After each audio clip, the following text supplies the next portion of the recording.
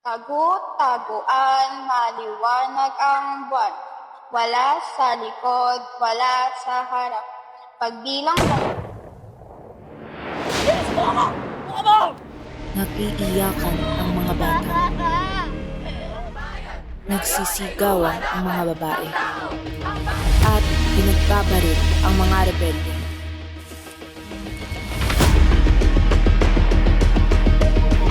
Tara na!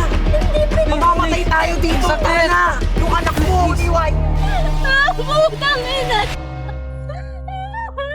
Walang mali sa paglaban. May mali kaya may lumalaban. Naawa na kasi ako sa mga anak natin. Dahil sa pagkakamali natin, tuloy nahihirap. Hindi tayo ang may mali.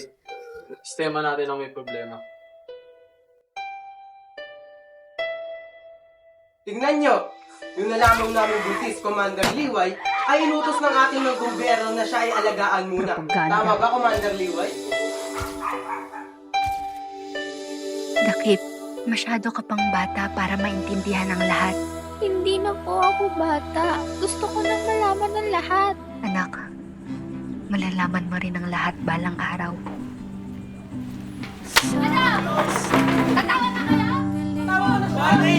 Bakit? Ilan na mo ako? Bakit kailan mo mapapatay kita kayo din?